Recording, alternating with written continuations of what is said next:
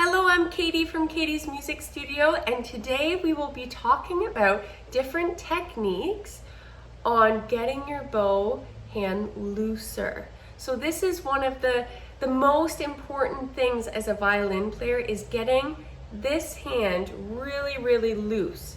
But it is hard, but I will show you some techniques today to help. So one of the things that you will hear when you're learning the violin is to use your wrist and not be so rigid like that. That is very great, is to loosen up that wrist, but a lot of violin players don't realize that your fingers are extremely important as well, and they help control the bow and create that loose bow. So I'm going to show you some different fingering techniques to help these fingers start to loosen up. So the first one is, it's kind of strange, but it's called finger push-ups.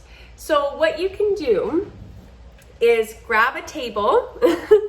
So pretend this is my table, and what you're going to do is lay down your right hand, which is your bow hand, and put down your fingertips right on the table. So see how my thumb is on its tip as well. So what you're gonna do is just squish down your hand and then up. But what you wanna do is stay on your fingertips.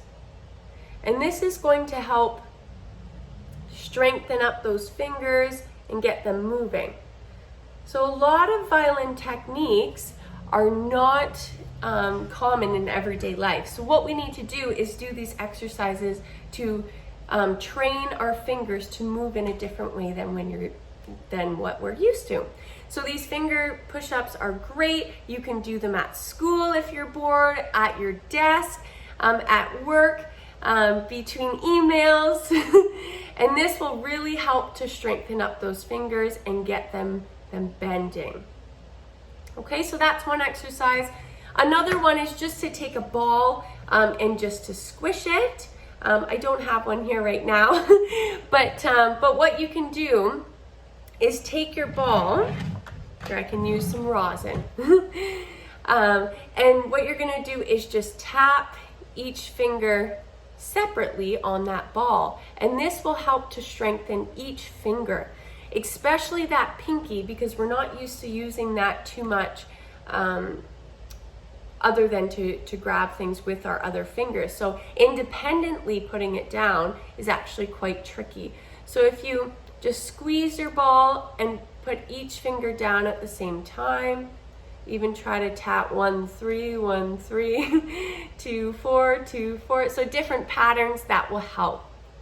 So the next step you can do after your finger push-ups, your ball exercises, is to actually apply that onto your bow.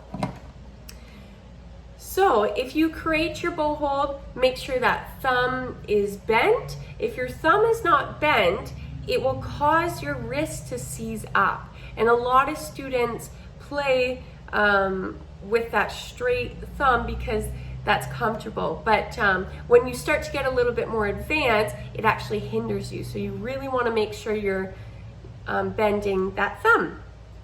So if you get your bow hold here, all you're gonna do is, with this hand and touching just the stick of the bow, just try to pull your fingers and see that thumb is going straighter and then curling. So if you push it that way, your fingers should go a little bit straighter, and then pulling up, they should all curl. But the positioning of your fingers should not change. Don't go like that. So just try to get them moving. That's the main thing of this exercise, is just to get them out of that rigid bow hold and get them moving a little bit. And see how my pinky's staying on top all the time.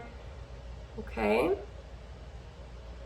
The next step is to put this onto your violin. So if you go right up near the frog and try to push your fingers down, straighten them a little bit, and then curl them up. Push, curl. It is tricky, but remember the main goal is just to get these fingers loosened up a little bit. So push, pull up, push, pull up. And try not to move your whole arm when you're doing this. So let's try them more at the top of the bow. So push, pull up.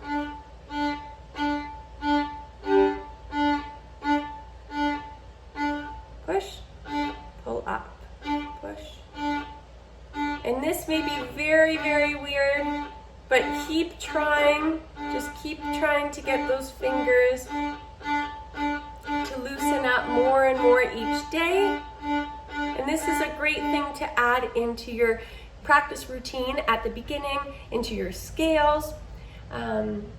Yeah, awesome. So keep working on this, keep getting your fingers very, very loose, and eventually your songs will begin to sound smoother and faster. So let me show you why this is very important. So say if you take the fiddle tune Devil's Dream, if I did not use any of my fingers or wrist, this is what it would sound like.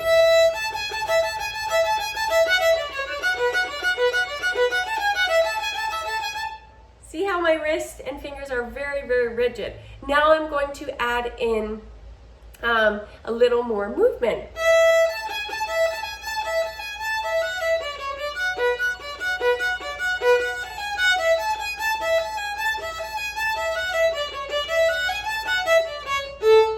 I'll show you a bit of a close-up here.